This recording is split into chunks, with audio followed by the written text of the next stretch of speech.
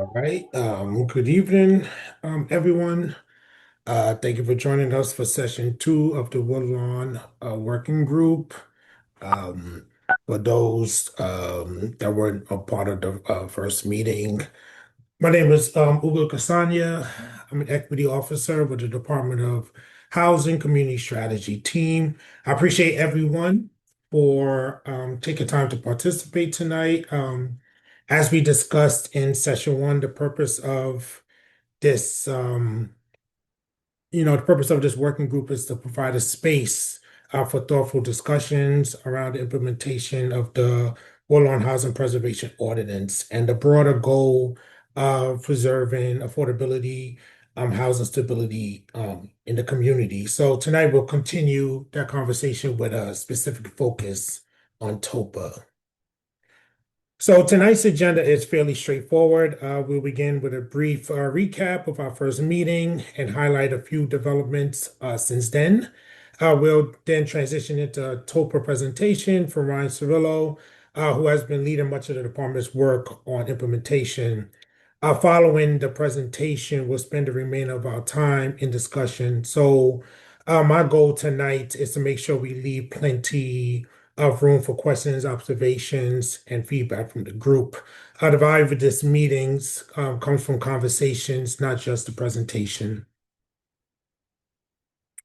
So before we jump in, I'd like to briefly revisit our working group norms. The most important thing is that we continue approaching these conversations with an open mind and a solutions-oriented perspective. We all come from different, backgrounds and experiences, but we're here because we care about housing stability and affordability in Woodlawn.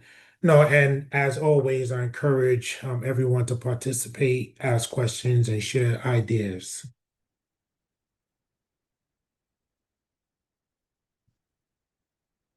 So during session one, we took a step back and regrouped ourselves in the purpose of the Woodlawn Housing Preservation Ordinance. While many of us have been involved in this work for years, it's important to establish a common understanding of what the ordinance was intended to accomplish and how the various tools were designed to support affordability, preservation, and displacement prevention.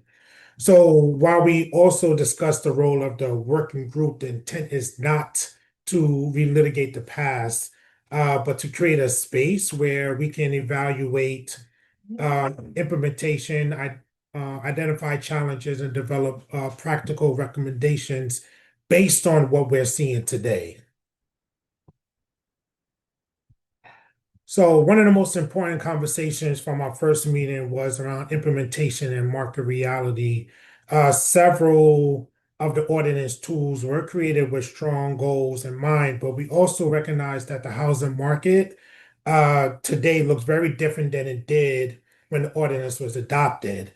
Construction costs, financing costs, labor costs, development feasibility all influence how what we can realistically deliver as a city. So the question isn't whether, preservation matters. The question is whether our tools are producing outcomes they were designed to achieve. So several themes consistently emerge from the discussion. Participants express a desire to better understand how projects move from concept to completion and what barriers exist along the way. There were also questions about transparency, um, financing, affordability pressures, and whether some programs are accessible enough for residents to meaningfully participate. So these themes are important because they help frame where we focus our attention moving forward. So since our last meeting, there's been increasing tension on housing conditions in Woodlawn, affordability concerns, and long-term impact of neighborhood change.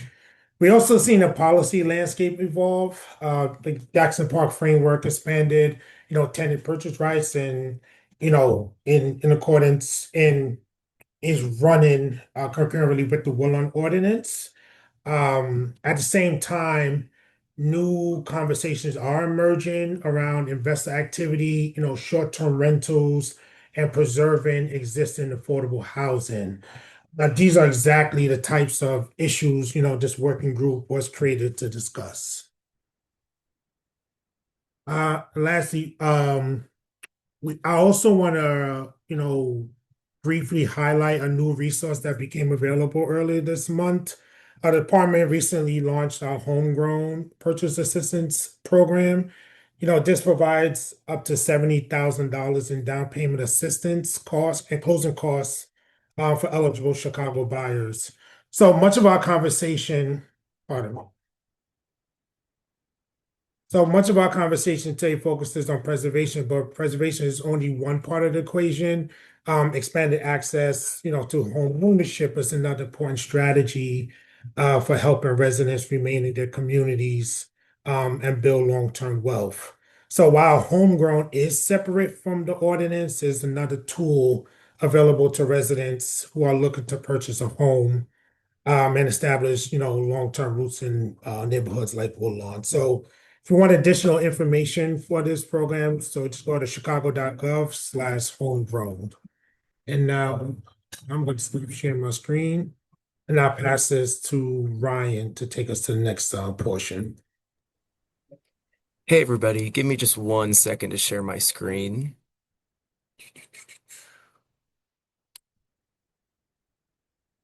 Okay, let me know if you all see that. You're good. All right, great. So thanks for the introduction, Ugo. If we haven't met before, my name is Ryan Cirillo. I work for the City of Chicago Department of Housing. I am currently serving as the program lead for the Tenant Opportunity to Purchase Act, or TOPA. Um, I'm here presenting to you today because DOH wants to make sure that you all understand TOPA in terms of what it is, how it may affect your community, and what might be expected of you if you ever find yourself in a TOPA transaction, either as the seller or as the buyer, or excuse me, as the owner or as the tenant. Uh, I will note here, this says April 2026, just because that's when the Jackson Park TOPA was rolled out. So this is the fully up-to-date slide deck. So moving right along, a couple of goals for this session today, echoing what Ugo said earlier, leaving plenty of time for questions. Um, Going to make sure that we touch on basics such as what the purpose of TOPA is, where it applies, and stuff of that nature. So I'll get into a pretty high-level overview of TOPA at this point. So TOPA was rolled out to reduce displacement of low and moderate income residents, specifically by expanding the opportunity for home ownership for tenants. Um, it did start in the 606 area, sort of from Humboldt Park up through Logan Square in Avondale. But that was implemented over a year ago, and we now have Jackson Park implemented as well, and that happened in April of 2026. I highlighted Jackson Park just because that's what I'm going to be talking about much more today. Um, One thing I want to note, though, is that TOPA, the Jackson Park TOPA, was created by Jackson Park Housing Pilot Ordinance of 2025. It passed in September, and TOPA is only one facet of this broad package of housing-related policy.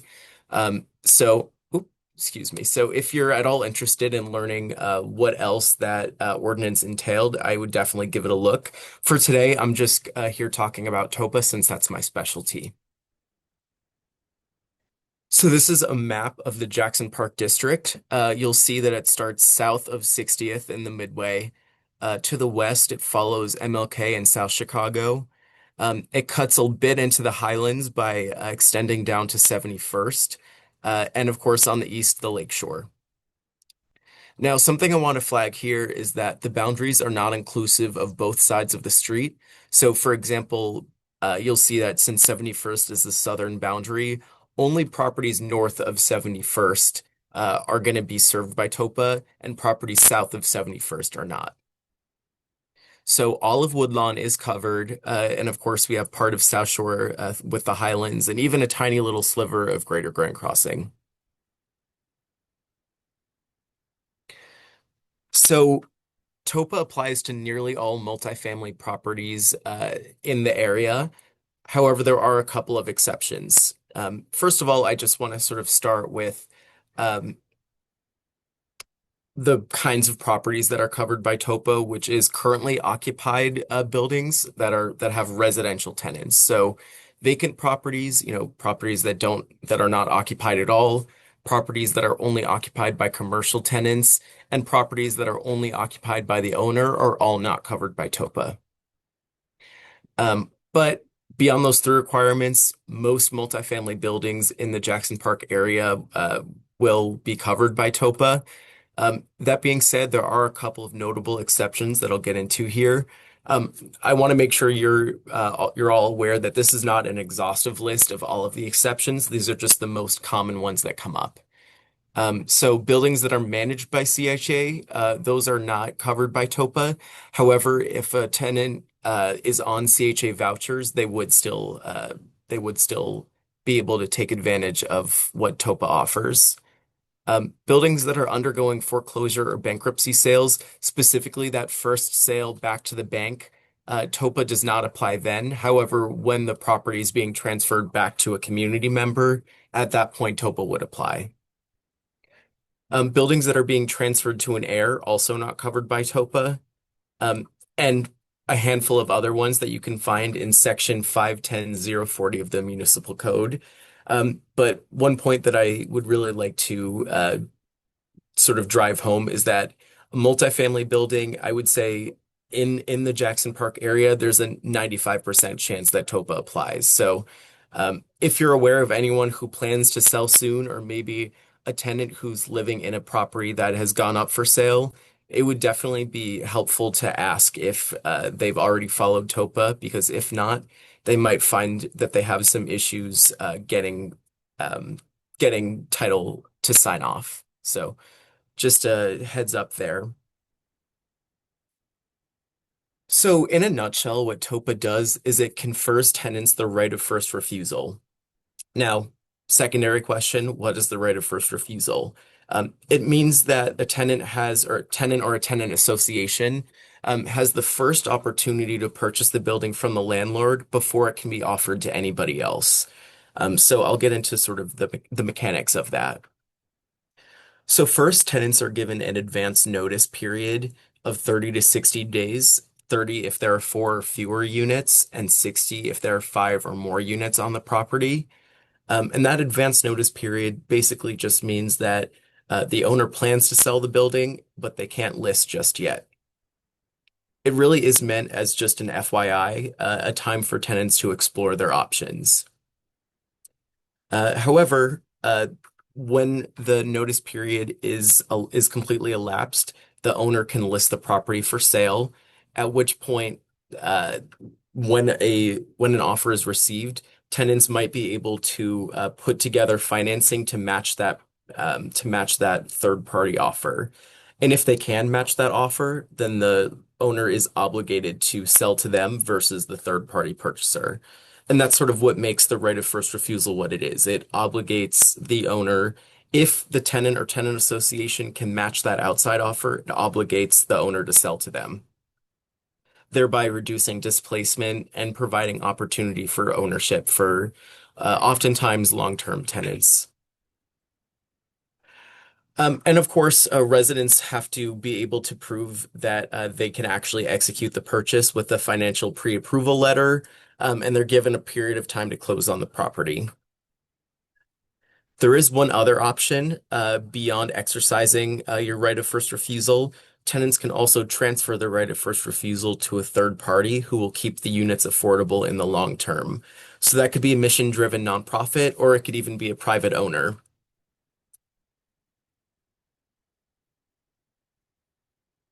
Okay. Oh, no, I'm good. Um, there is also, of course, the possibility to waive one's right of first refusal. But what that essentially means is that they're giving up their right to purchase the building or transfer it to somebody else. So essentially, if a tenant or if a majority of tenants on the property waive their right of first refusal, then the owner can move forward with that third party purchase offer. There are a couple of circumstances under which a tenant who has previously waived their right of first refusal can have that right of first refusal reinstated. The first one is if the price of the property falls by 10% or more from the original listing price. And the reason for that is just because DOH defines 10% as a substantial material decline. So, for example, a tenant association that waived their right of first refusal when they learned the building would be, let's say, $500,000. If they learn that actually the property is going to be $440,000, which is less than a 10% decline, then they would feel maybe better about their ability to buy and their right of first refusal would be reinstated. The second scenario under which the right of first refusal can be reinstated is if the first offer that was presented to the tenants falls through. Each subsequent offer has to be presented to the tenants. I do want to note here as well that tenants are allowed to waive the right of first refusal at any point, but landlords are not allowed to specifically request that tenants waive their right of first refusal, and they're certainly not allowed to coerce them into doing so.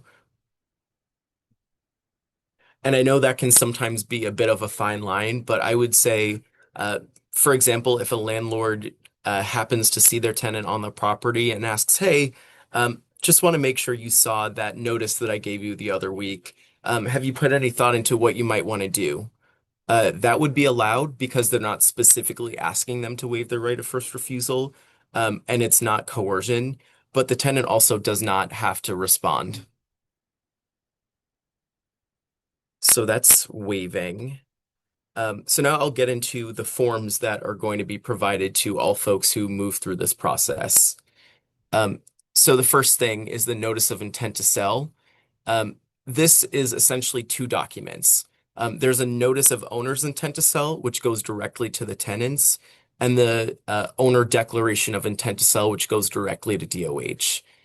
Um, I won't worry too much about the owner declaration here. It basically just gives some pretty rudimentary information about the property, like how many units there are, what the address is, and stuff of that nature. But the notice of owner's intent to sell is very important. This one basically lets tenants know again that their notice period is starting, and it lays out the three options. So that the three options being waiving your right of first refusal, exercising it, or transferring it. There's also a resource guide on the back of it for people who are interested in exploring their right of first refusal, who maybe are interested in exercising it but aren't quite sure yet. Um, and the owner declaration of intent to sell also has attestations to ensure that owners understand program rules and can be held liable for following them. So, for example, if your landlord claims that they didn't know that they weren't allowed to specifically request that you waive your right of first refusal, you can say, actually, the form that you signed off on, uh, it actually says that, and you checked the box that says you understand it. So that's just a thing to make sure that tenants have some additional leverage in these situations. So these are what the two forms look like. The owner declaration is on the left. This is the one that goes directly to DOH and does not go to the tenants. You'll see that it has property information and how information about how the owner intends to list. And the document on the right, which goes to the tenants, has it's sort of addressed like a letter. So it says Dear blank. So write in the tenant's name, unit number. Um, and it has some information like what does this mean for you? How much the property is going to be listed for. Both of these documents are necessary for compliance at the end of the day. But again, just wanting to note that the notice of owner's intent to sell goes to the tenants. The owner declaration of intent to sell goes directly to DOH, although both of them will go to DOH ultimately. So the second document, or rather the third document, that the third party purchase or that TOPA requires is the third party purchase agreement. And what that does is it informs each unit of the actual terms of the third party purchase agreement that they would need to meet. So this is when the property has already been listed a purchase offer has already been received, and you're now just informing the tenants of if they're interested in waiving or if they're interested in exercising or transferring their right of first refusal, exactly what terms they have to meet. So whereas the notice of intent to sell says we're going to list for 500,000 on August 31st, the notice of third party purchase agreement says you have, let's say, 30 days if you're a 3 to 4 unit building to exercise your right of first refusal, and 440,000 is the amount that you'll have to put up if you want to buy the building.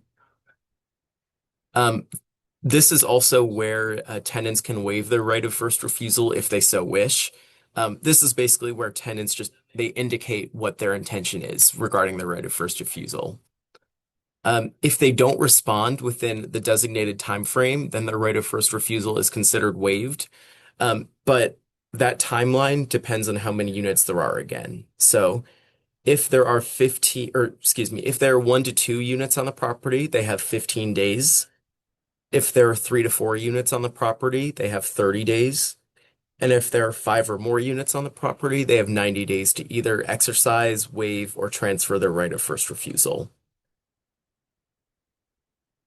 And something I want to note too is that all of this information is on both the notice of third party purchase agreement and the notice of intent to sell. So you don't need to store all of this information in your head. Uh, when you provide these to the tenants, or if you're a tenant, when you're provided these documents, this information will all be there. And this is what the notice of third party purchase agreement looks like. Again, it's sort of addressed directly to the tenant. And on the third page of it is where you acknowledge, is where, well, you being the tenant acknowledges that the process has all been done correctly. And it also provides the option to waive your right of first refusal as well. And if you don't want to, you can just sign the acknowledgement, but then not sign under the waiver.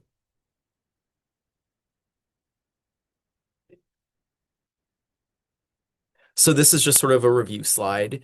The overall outline of the TOPA process will look like this. The notice of owner's intent to sell is given to the unit 30 to each unit rather 30 to 60 days in advance. Once that 30 to 60 day period elapses, they can list the property. When an offer is received on the market, the owner needs to give the notice of third-party purchase agreement, a copy of the sale contract, and the financial disclosures that are listed on the TPPA to each unit, and then provide them with the designated amount of time to respond. And tenants at that point decide what they would like to do with their right of first refusal, whether it be exercise, waive, or transfer. And if they exercise, they need to provide some financial assurances. And then the owner moves forward with either the tenant purchaser or the third party purchaser.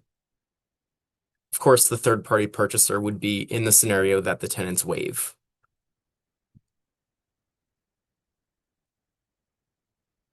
So I won't get into this too much because this is only relevant if you are a landlord.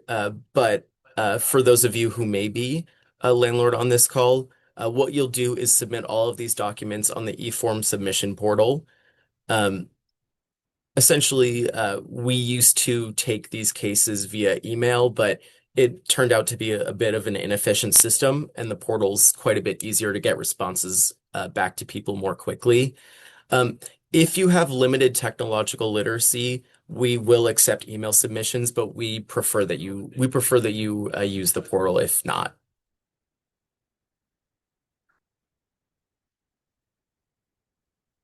We have also changed the TOPA website to sort of coincide with these changes that we made to the program. Um, all of the information about Jackson Park is on the website. All of the forms that I mentioned in this presentation are on the website.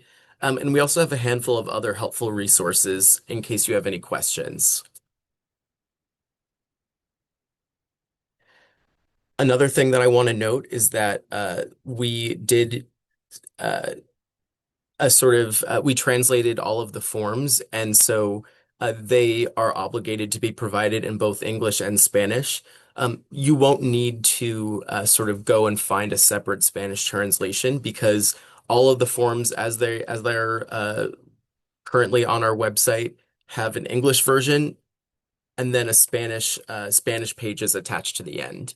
Um, if your tenant has already indicated what they want to do with their right of first refusal, for example, in English, you don't need to do the same in Spanish as well.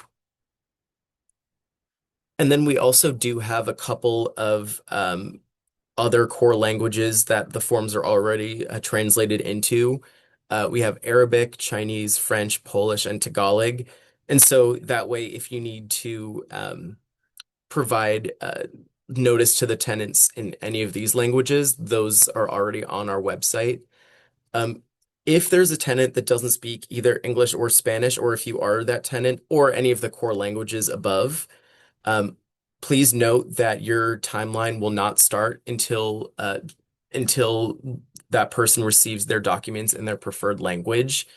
And so if you are a landlord and you have tenants, or maybe if you know of anybody who is not a speaker of English, Spanish, or these five core languages, um, I definitely recommend giving us a heads up so that we have sort of lead time to translate those forms into that tenant's preferred language.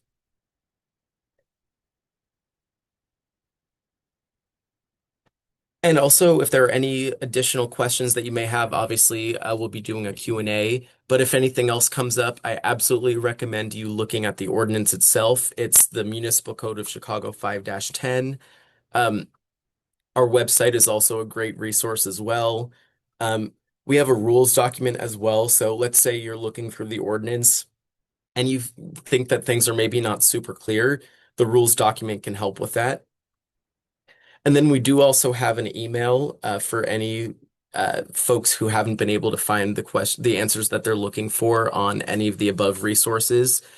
Just allow for a couple of business days to respond to your inquiry because we do receive a high volume of emails at that inbox.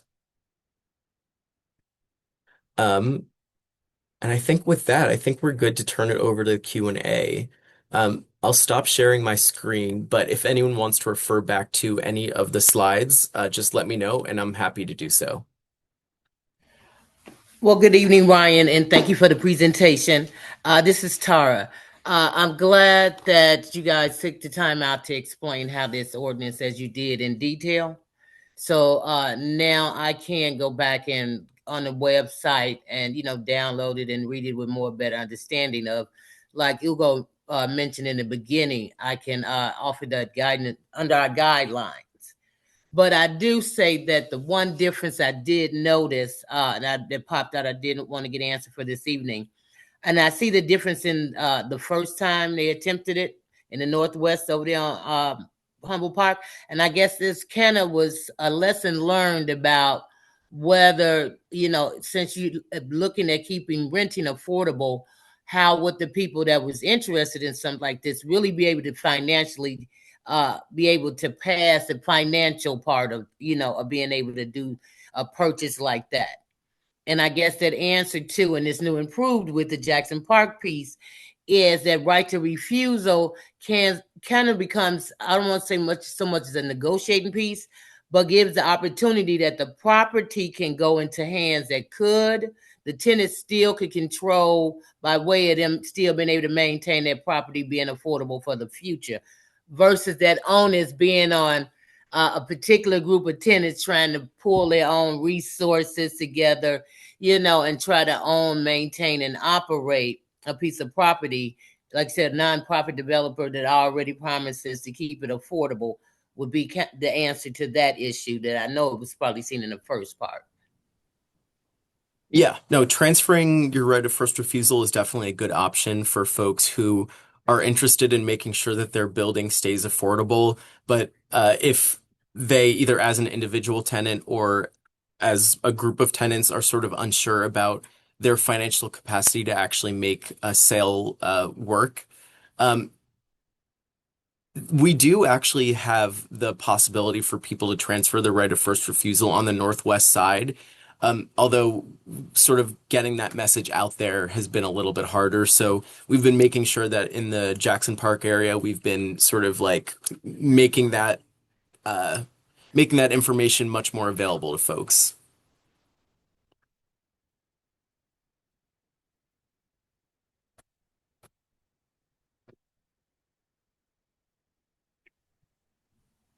I Hello, guess thank you. I'm sorry. go ahead. No.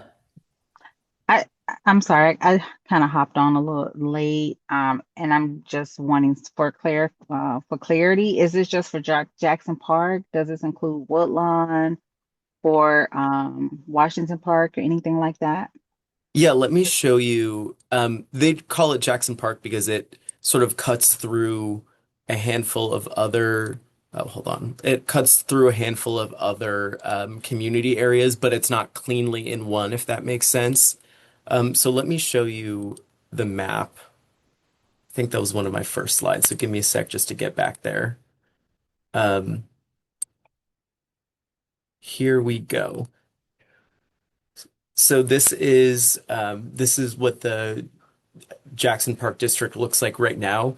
It's 60th over through to MLK in South Chicago, and then 71st to the south. So it's all of Woodlawn, a bit of South Shore, kind of like the Highlands area, and then a little piece of Greater Grand Crossing as well.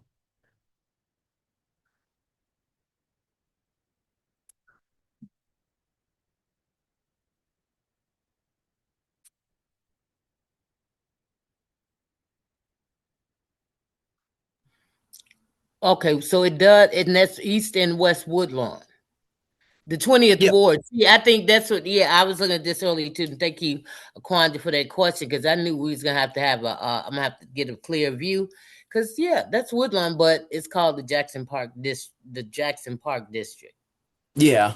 Um, believe the reason why it wasn't named the Woodlawn District is just because it also includes parts of South Shore as well.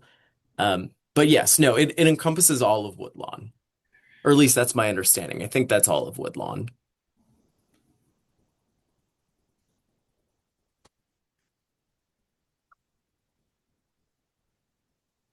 Folks have any other questions? I have one more. I know you spoke about what buildings or properties didn't apply to the ordinance. Do you have like a smaller version of those that are in these areas that do?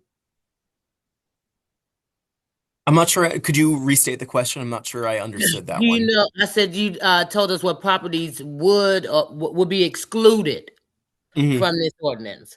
So, do you know or have a way of finding out approximately even per community, Woodlawn, South Shore, or that part of Greater Grand Crossing?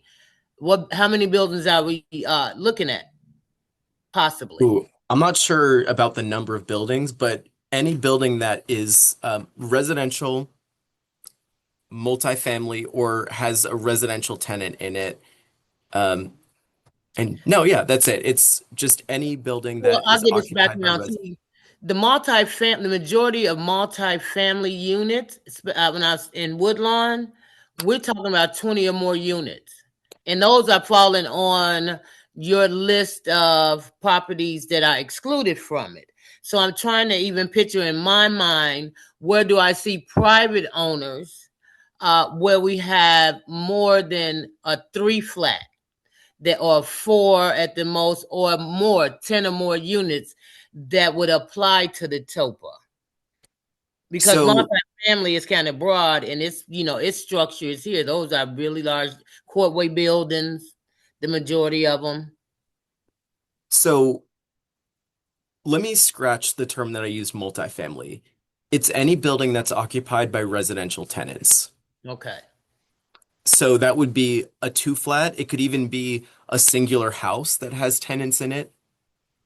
Like one, let's say that would be one housing unit if it's a single family home, but there's still tenants there, so that would count. It would be a two flat, three flat, six flat, eight flat, 30 flat, all of those would be covered by TOPA as long as there are residential units that are currently occupying it. The Yeah, and only properties that would not be covered by TOPA are buildings that are completely owner occupied, buildings that are vacant, and commercial properties. so HUD multifamily subsidized housing is really the ones that I'm getting at because we have quite a few of those in Woodlawn. Those are TOPA eligible or covered by TOPA, Okay. Go ahead. as long as they're not managed by CHA. Right. Okay. They got private owners, private affordable developments. Okay. Got it. Oh, never mind. Okay. Any other questions that folks have?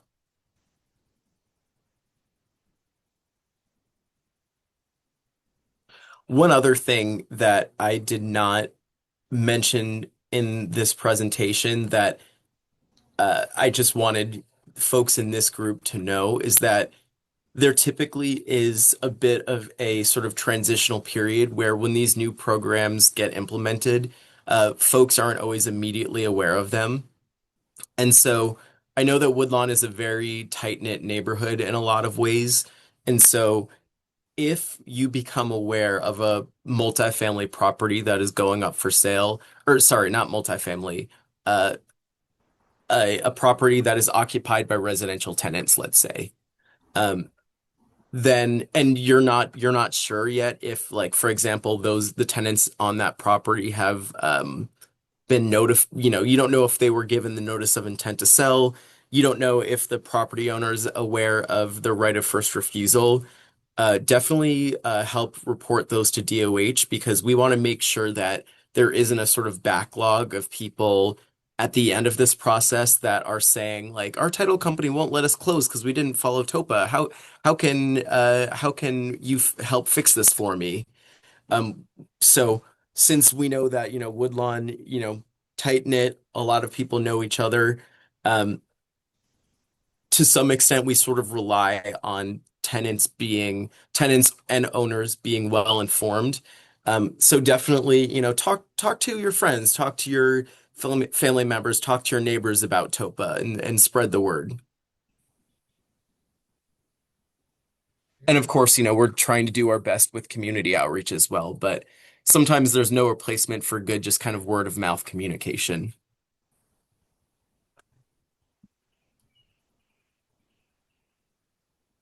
And any other questions? I apologize. Didn't mean to take attention away from that.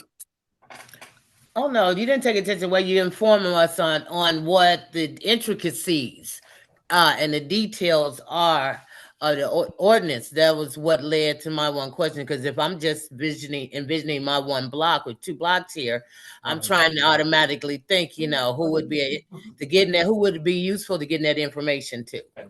So it's Yeah, a no, I good. appreciate that. And I'm glad that, you all are so actively engaged in your community. That's how these programs can succeed is by people knowing about them, really.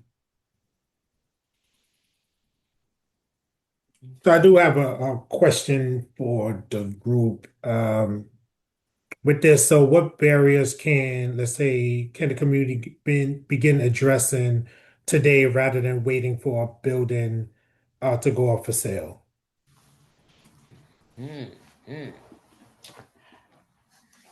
I guess gathering at some of the what is probably public information on what is for sale in the community. Uh, we know that we have a number of vacant owners. In areas where there's lots, we got to get that current information. That's first of all, you know, current information of who the ownership. Because if we know people that held on to their property in these communities 30, 40 years. So even to walk up to the neighbor's door, do they actually know who the real owners of those properties are? They may know where they pay their rent to, and I guess working with city departments before and going just to write tickets, getting a ticket done, knowing you'll get a P.O. box somewhere as the owner of that property.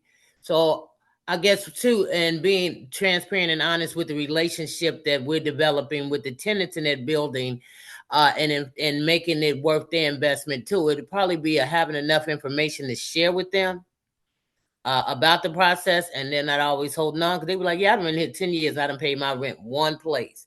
Can we really resolve that or have them in this conversation? I guess we got to think about their time limit too. You know, their time limit may be short for turnaround for the program. So how fast can we have the relevant information to know when we go to them? Like, here, we know who has this property. If you're interested, we give you this form to sign. These are the true people that you're talking to. So what I'm good, yeah, that is a good observation. So what I'm hearing is that in the future there may be an opportunity to have, let's say, a training for residents to feel prepared. Yeah, yeah, yeah. Because that's what it is. You know, it's time, and it's gonna be asking some personal information and financial too. You know, so people want to feel comfortable with sharing the information. Um, and since it can be where they're doing something to just keep the property. Maybe they don't have to have the financial, 30-year mortgage or whatever it would take on them. They have this passover way. Do we know what agencies, or would that be a pull out of the hat? We know, like, here, the agency or that you could give your right of first refusal to is, who am I thinking of? Mercy Housing. They have some affordable housing. You could think of, well, we know POA does already too. Some of those that are already in that group, that will be a big challenge. Information to bring to the people. Because I'm sure if it was me, the idea, if I'm in a 4-unit, maybe 6, and taking on that financial burden, my maybe I can meet my that give back by being able to give my first right to refusal to an organization like that. Someone I know that has property management skills. Because again, we talking about a community engagement. I don't want responsible for just giving my right of first refusal to an organization that then is harmful to the neighborhood. You see, so some of that, that is a big part of it. There's going to be that information tool to get out so they'll know what and who they're working with. Yeah, I would Yeah, ask. Go ahead, all right. I was just going to say, kind of answering the question that you posed a little bit, Ugo, is that keep in mind too that even though your building may not have gone for sale yet, there's nothing stopping you from creating a tenant association even before that happens. Um, and then, of course, when the building does go up for sale, then there's already a tenant association that you guys can attempt to band together and purchase the building. Something else that you could be thinking about is um, if you're not certain that, home ownership is for you, or you're not certain that you're you by yourself or as a part of a tenant association would be able to purchase the building, then yeah, kind of like Tara was just doing, thinking about who your right of first refusal could go to. So definitely um, starting the what we would call like the organizing process of creating a TA, and also just sort of it's best definitely during that notice period I was talking about. That's a great time to start thinking about what your options are. I would say the best time to start thinking about your options is before you even know that your building is going up for sale. Yeah, that's good. But I'm gonna tell you, just experience the tenant associations when, like you said, so you don't get caught up in the language of it. You're looking for individuals, renters, residents that are willing to form, I would say in this day and time, a relationship, and possibly a business relationship. It's above the tenant association. My neighbor, good neighbor, we're going to talk about work orders. No, because the commitment that they got a choice whether or not to make. It would depend on the relationship that they build with each other, and say that I trust you in this, and we're going to form this outside of the four of us. It doesn't have to be an individual. The four of us ain't going to the bank with our W-2s. We're going to form a limited liability corporation with the assistance of no charge of legal assistance through one of the TOPA program, and make sure that it is recurring affordable housing units, and maybe the same deal that HUD multifamily has. After 15 or 20 years of us holding this, we do the same. It sounds like the same process. We're gonna notify the tenants 5 years ahead of time. They're gonna have their discussions about it, and decisions are made. They sort of become that in a smaller version. And we do have, and so yeah, it is going to take knowing, as I said, the relationship building, and that's why I mainly ask how many of these buildings, because I'm visually thinking about it. I may walk Cottage Grove to Stony from 60th to 67th quite often. So I'm looking at these buildings and I know what the vacant lots are. So, all of that is coming in question. Like, where are these properties at? Well, I can get the right, and the tenants are there.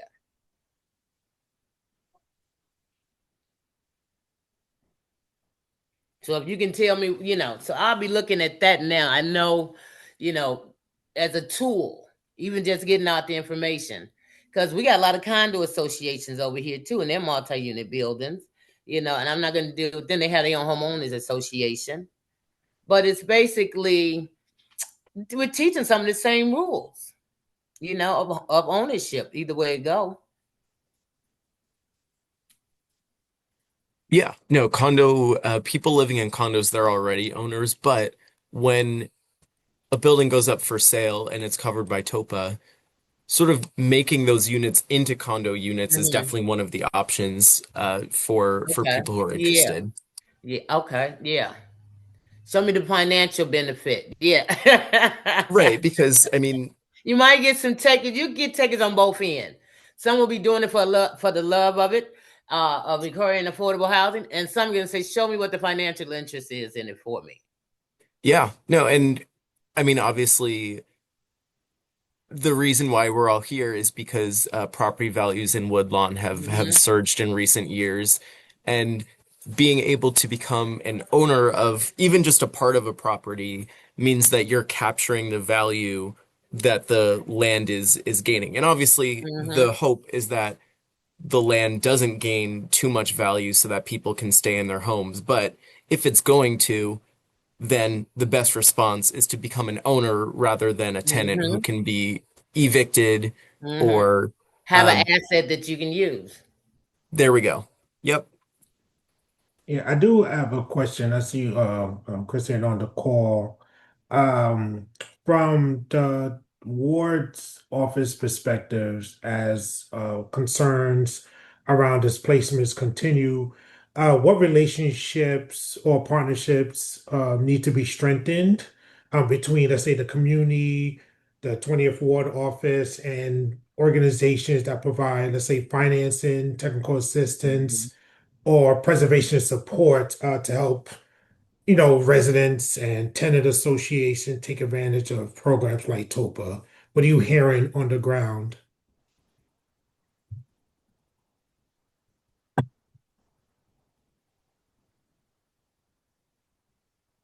Or anyone on this call can answer that. I didn't want to speak again. No, you go ahead. Well, I'll take just example what I did. The 20th Ward, we had the meeting to talk about the firehouse here in Woodlawn. And right following Mm. the meeting, I had attended it live on the Facebook. I went and did another video and ended up talking to the neighbors in a building that's right across the street from it. That's a condo unit, but a lot of the condo owners rent there. But I happened to meet one of the condo owners who's actually living there and been living there 20 years. Next to it is the Maddie Butler building, which is a building that provides for low income housing. And I think they're like either studios or SRO units there in that one single building. So I got a chance to have a conversation with both of them, about them being in attendance and telling them the next date. And we're talking about a brewery and beer garden That's the one we changed the meeting for with you guys last week because we had the conflict. So just in that, you have one people just want to be able to, from our conversation, is to have good neighbors. They want open space. As less congestion and the overrun. It's almost like a community or a neighborhood that's just as peaceful as if you lived in the suburbs, but then there will be spots where you can go to. But I generally get the feeling that everybody doesn't want entertainment brought to their front door. They still want to have a space for their kids and the kids in the neighborhood to safely play, because that was some of the concerns that was brought about new development. Okay, what about the safety of the kids? The kids' ability to be able to play out front the house or at the nearest playground. Uh, and then traffic. Parking is definitely going to be a challenge in Woodlawn. It continues to be a challenge. Fortunately, we're on a permanent block, so we're good right here. But that was one of the concerns, but I can see that they've been neighbors, both of these buildings, the owner, the renters, the ones that have the income versus the lower income next door, that everybody had the one concern about the block. They wanted to have a block to be safe. They wanted open air. They didn't want a lot of congestion with cars and traffic in front of them, you know. So I guess, and when we're looking at the development around here, maybe even more creation of communal spaces that don't have to include alcohol for neighborhood gatherings, for neighbor gatherings. Yeah, and that's I guess the discussion that we could talk about another time. I want to just Mhm. focus strictly on TOPA and just how we as a community can help organize, I guess, or help us organize with regards Yeah. to, let's say, financing and technical assistance. Okay. How we'll So talk to the individual renters that we have. And I yeah, guess that was my point I was coming to, was the gentleman to what conversation do we have with the renters in this unit? And you know, that's a big one. Yeah. Is it just our technical conversation, or are we trying to do more?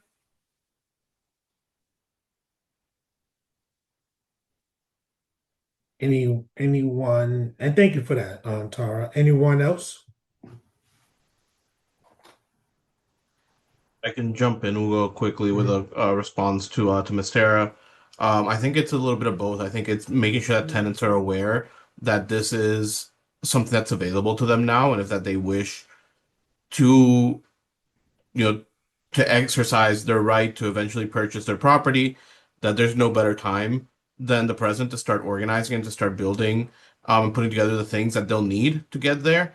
Um, and also connecting them with the more technical resources like homeowner education, like financing.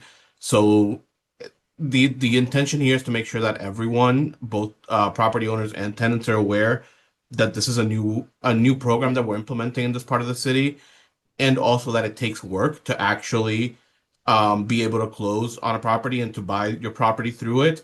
That it's not, even with the time in the ordinance, it's not always going to be enough. And so doing as much of the groundwork as you can before, making sure that you're talking to the housing counselors, to the lenders, that you're talking to your neighbors about whether or not this is an option for you, is it better suits them when you start those conversations earlier rather than waiting for your property to come up for sale. Um, and so I think it's a miscarriage to your question. It's a little bit of both. It's a bit of Mhm. general education and a bit of like connecting to those technical resources so tenants can actually like purchase a property. Let me ask one question. That did pop into my mind because we're talking about renters, and renters are, both transit. They turn over a lot, and then you have some that stay long periods of time. How does that work in terms of if I'm a new tenant, I just been living on here 1 year, versus if I'm a person that's been living there longer? So just because I move in to that place, it automatically happens the right of first refusal. All tenants are granted the right of first refusal Okay. regardless of how long they've been on the property. Obviously, stabilizing people who've been in the community for a long time is the goal Hmm. of the ordinance. But at the same time, we can't discriminate between, people who've been there for 10 years versus one. Everyone has the right of first refusal. And oftentimes in one building, you'll have people who've been there for varying amounts of Mhm. time. So someone who has maybe only been there for a year can help someone else who's been there for 10 years become an owner on their property. Okay.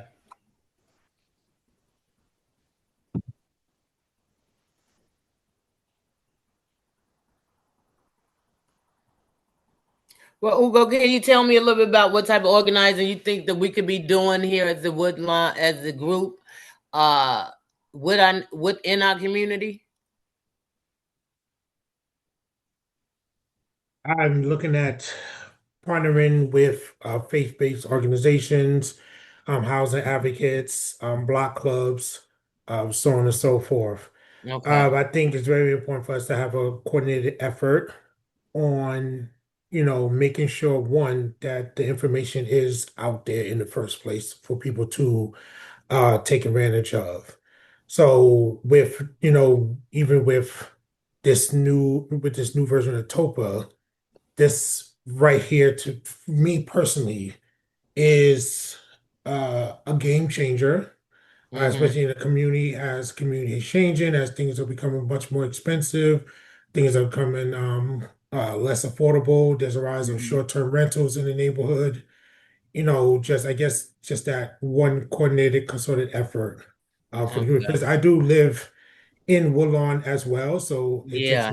me being a city employee as well as a resident. So it's a twofold thing for me to make Yeah. sure that the information is out there. But that's Out there. for my perspective. But this meeting is for No, but you're you all right to because give me. the one, yeah, Yeah, the one thing we've always heard because we work together from yeah. tenants, people saying I didn't get the information, I didn't know the program existed.